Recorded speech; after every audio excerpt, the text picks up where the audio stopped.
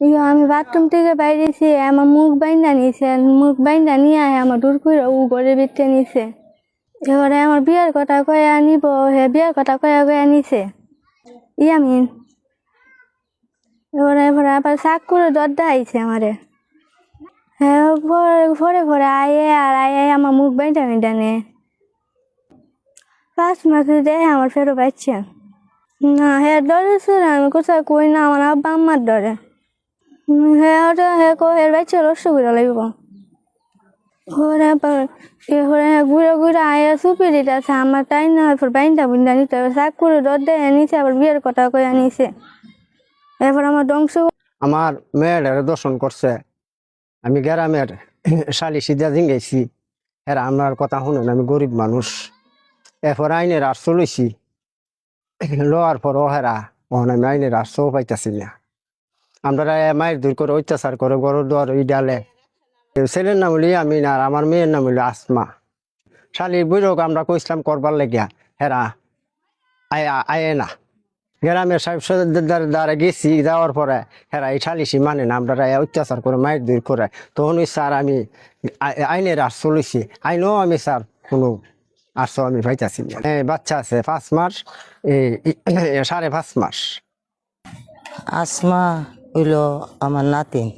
আমার ফুতের নাম হইল বিলাল মিয়া। বিলাল মিয়ার মাইয়া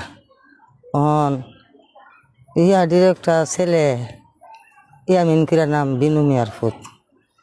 হেরে বলে দৌড়ে দৌড়ে নিয়া ফুলালা বলে 2-3 দিন জোর করে নিছে। জোর করে নিছে চিল্লাচিল্লি করে, বেহুব ডোহের তো চিল্লাচিল্লি করে। এরপর বলে কইছে তোরা আমি বিয়া করুম। এরপরে নভেম্বর মাসের 3 তারিখ থেকে 17 তারিখ পর্যন্ত এই মায়ের দ্বারা ছেলেটা আইসে আর গেছে। এরপর যখন মায়া গেছে বলে আমার বাচ্চা ফেটো, তখন কী করুম, কলে বাচ্চা নষ্ট করেলা। হে বলে বিহুব মানুষ তো আওমা শুরু করছে। এরপর যে ফুলা ফলাইছে আর দেখা দিছে না এর সাথে।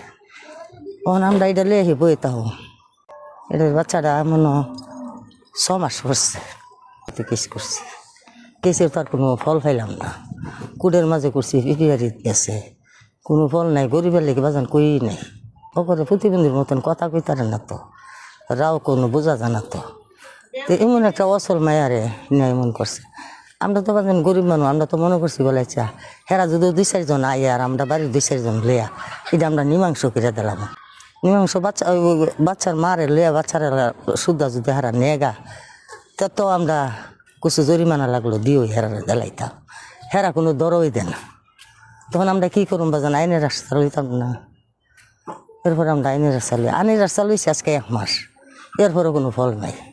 আমরা মানুষ নাই বাজান, মানুষ ছাড়া তো কইয়ের রাও আর কই করতার না। আর হেরার মানুষ আছে দুনিয়ার তাও।